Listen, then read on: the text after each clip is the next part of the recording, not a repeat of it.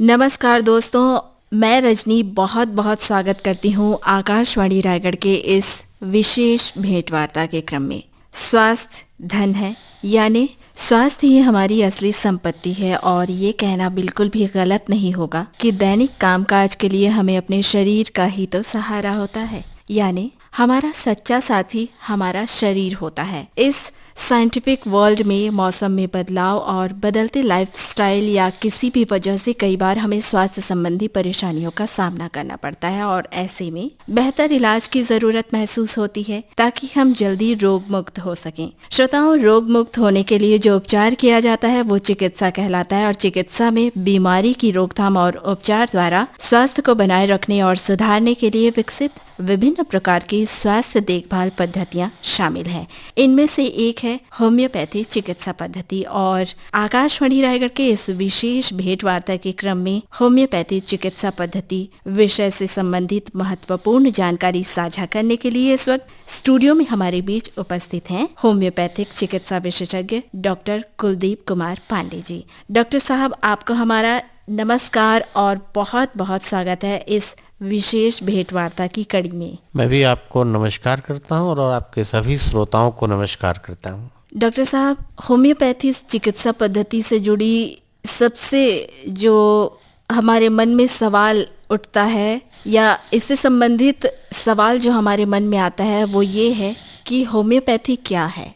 Homeopathy एक प्राकृतिक चिकित्सा पद्धति है जो अपने भारत देश में आयुष विभाग के द्वारा इस समय मान्यता प्राप्त है वर्षों से और बखूबी चिकित्सा के क्षेत्र में काम कर रही। होम्योपैथी में कौन कौन सी ऐसी बीमारियां हैं जिनका इलाज संभव है? कैसे होता है इलाज? देखिए, होम्योपैथी में ऐसे तो कहा जाए तो सभी बीमारियों का इलाज है, लेकिन होम्योपैथी चिकित्सा पद्धति एकदम अलग है। इसमें होता क्या है कि मरीज का व्यक्तिगत अध्ययन किया जाता है। मरीज का मानसिक, वैचारिक, भावनात्मक और शारीरिक लक्षणों को एकत्र करके उसका जब विश्लेषण करते हैं तो कोई दवा सामने आती है जी। वही दवा उसके शरीर में उपस्थित सभी रोगों को एक साथ नष्ट करने की क्षमता रखती है। किंतु इस दवा के सिलेक्शन के बाद भी चिकित्सक और मरीज को जुड़े रहना चाहिए। मरीज अपने अंदर होने वाले परिवर्तनों को बताए और चिकित्सक उसके अनुसार अन्य दवाइयों का भी प्रयोग करता है।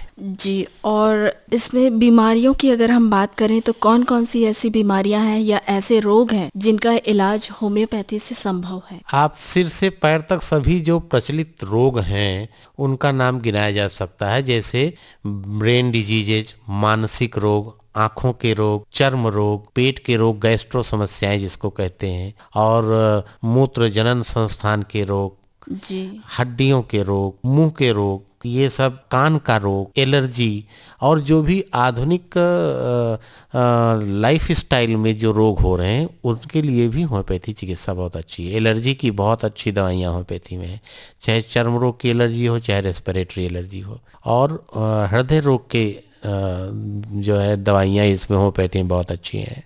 जी, इतने सारे रोग और बीमारियों के नाम आपने गिना दिए हैं इस विशेष भेंटवार्ता में, और जैसा कि इतनी सारी समस्याएं हैं तो क्या इन समस्याओं का इलाज एक ही दवाई से करते हैं होम्योपैथी चिकित्सा पद्धति में या अलग अलग दवाइयां दी जाती है? ये तो थोड़ा चिकित्सा, होम्योपैथिक चिकित्सा भाषा हो जाएगी कि कॉन्स्टिट्यूशनल रेमेडी से इलाज होता है तो सारे रोगों का इलाज एक साथ हो जाता है। लेकिन ऐसा होता है कि जब कोई दवा देते हैं ना तो जो रोग में परिवर्तन हुआ, शरीर में जो कुछ भी परिवर्तन हुआ उसके बाद हो सकता है अगली दवा की जरूरत पड़े। तो वो चिकित्सक जब मरीज पहुंचता है तो देखता है कि हाँ अब किस दवा की जरूरत है, तो दवाओं में परिवर्तन हो सकता है, दवाइयों में कुछ जुड़ाव हो सकता है, कोई नई दवा दी जा सकती है, कोई पुरानी दवा हटाई जा सकती है या सेम दवा कंटिन्यू रहेगी। ये सब तात्कालिक निर्णय मरीज के बारे में देखकर चिकित्सक लेता है। जी, और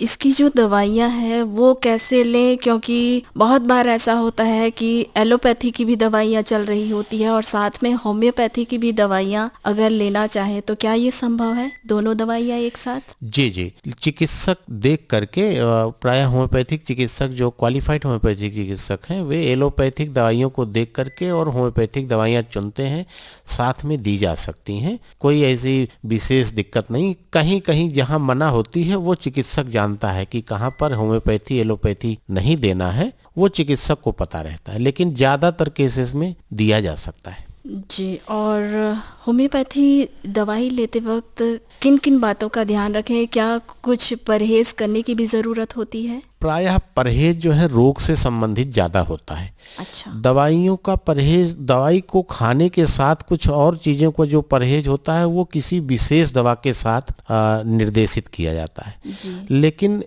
एट लार्ज जो है ऐसे मान के चलना चाहिए कि मैदा, कॉफ़ी, नशे की चीज़ें, इसको अवॉइड किया जाए तो अच्छा है। और इस चिकित्सा पद्धति में क्या उम्र की भी सीमा है, जैसे बच्चों से लेकर बुजुर्ग तक? बच्चों और बुजुर्गों में बहुत अच्छा काम करती हैं होम्योपैथिक दवाइयाँ, तो उम्र की कोई सीमा नहीं है। बस एक बहुत आधारभूत चिकित्सा नियम है कि यदि उम्र ज़्यादा है तो रिकवरी थोड़ा लेट हो सकती है, लेकिन सबको, बच्चे, बूढ़े, जवान, इवन कि गर्भस्थ शिशु में भी होम्योपैथिक दवाई दी जा सकती। गर्भस्थ शिशु के लिए दवाई दी जाएगी माँ को और गर्भस्थ शिशु को फायदा होगा, यहाँ तक भी होम्योपैथी काम करती है। अच्छा, और इसके अलावा एक ये भी बात आती है सामने, क्या इसके साइड इफ़ेक्ट्स भी हो सकते हैं? नहीं, होम्योपैथिक चिकित्सा पद्धति के साइड इफेक्ट नहीं होते। प्रायः ऐसा होता है कि जो दवा दी जाती है वो दवा या तो काम करेगी या तो बिना काम किए निकल जाएगी। तो मतलब अगर चिकित्सक ने सही ढंग से चुना है तो दवा काम करेगी ही। जी, अपने मन से नहीं लेना चाहिए बस। बिल्कुल, यानी खुद ही डॉक्टर ना बने, चिकित्सक की सलाह से दवाइयाँ लें। जी, और क्योंकि आपने कहा कि इसका कोई साइड इफेक्ट नहीं होता है जी। और ऐसे में साइड इफेक्ट नहीं होता है ये जानकर अगर मरीज कंटिन्यू वो दवाइयाँ अपने मन से ले ही ले तो उसे आप क्या सलाह देंगे? चिकित्सा पद्धति ऐसी है होम्योपैथी की कि अपने आप दवा ले पाना बहुत ही मुश्किल है। प्रायः जो है उनको लाभ नहीं मिलेगा जी। अपने मन से दवा लेने में। एलोपैथिक चिकित्सा पद्धति में तो संभव है कि आपने सिरदर्द की दवा बताई और ले लिया, लेकिन होम्योपैथी में ऐसा संभव नहीं है। बिना चिकित्सक के राय के होम्योपैथी में दवाइयों की संख्या बहुत ज्यादा है और उनका जो निर्णय होता है वो निर्णय किस पर लेना है वो आधार जो है वो चिकित्सक ही जानता है। इसलिए प्रायः मरीज को अपने आप दवा नहीं लेना चाहिए। जी, और हमारे श्रोता इस वक्त आपको सुन रहे हैं और हम वर्तमान समय में देखते हैं शुगर, ब्लड प्रेशर और इस तरह से लोगों को समस्याएं बहुत ज़्यादा आजकल देखने में मिल रही है। ऐसे में थकान, सर दर्द और तनाव जैसी जो समस्याएं हैं वो होने लगी है, तो क्या वो ब्लड प्रेशर, शुगर या इस तरह की समस्या होने पर जो दवाइयाँ ले रहे हैं, क्या तनाव के लिए, सर दर्द के लिए, थकान के लिए वो है होम्योपैथी का सहारा ले सकते हैं? बिल्कुल, जो लाइफ स्टाइल डिजीजेज हैं उनके लिए होम्योपैथी बहुत ही कारगर है। अब एक सलाह मैं ये देना चाहूँगा समस्त श्रोता बंधुओं को कि भारत में रह करके जो भारतीय खान पान और भारतीय लाइफ स्टाइल है उसका चयन अगर करें तो बीमार कम होंगे और अगर उसके अनुसार रह रहे हैं तो दवा की भी जरूरत कम पड़ेगी। इसके बावजूद life style, night shift duty है, नर्सेस हैं, इंडस्ट्रीज में शिफ्ट ड्यूटी होती है, तो अनिद्रा के कारण अपचन हो सकती है, सिरदर्द हो सकता है, मानसिक तनाव हो सकता है।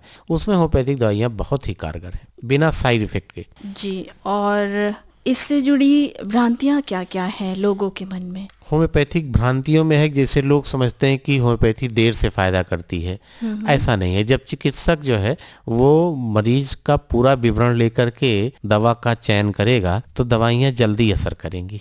इवन कि हमने अपने प्रैक्टिस में देखा है कि प्रचलित चिकित्सा पद्धतियों से इलाज में देरी हुई और होम्योपैथी से देरी नहीं हुई। तो एक भ्रांति तो ये दूर कर लें श्रोतागण कि होम्योपैथी देर से फायदा करे। होम्योपैथी बहुत अच्छे ढंग से बहुत जल्दी फायदा करती है यदि चिकित्सक दवा देगा। और दूसरे कहते हैं कि वो इसके साथ अगर नशा कर रहे हैं, अल्कोहल ले रहे हैं, पान खा रहे हैं तो दवाइयाँ नहीं खा सकते। ये निश्चित बात है कि हम लोग पान और नशा मना करते हैं, मना करेंगे ही, क्यों कहेंगे कि तंबाकू खाएं, शराब पिएं, लेकिन उसके साथ भी दवाइयाँ हमारी काम करती हैं। डॉक्टर साहब, आपने होम्योपैथी चिकित्सा पद्धति से जुड़ी महत्वपूर्ण जानकारियाँ हमारे श्रोताओं तक पहुँचाई, अपना कीमती समय हमें दिया, इसके लिए आपका बहुत बहुत धन्यवाद। आपको भी धन्यवाद और होम्योपैथी के जनक डॉक्टर हैनीमैन का मैं कृतज्ञ हूँ जिनके कारण होम्योपैथी से सबको लाभ हो रहा है।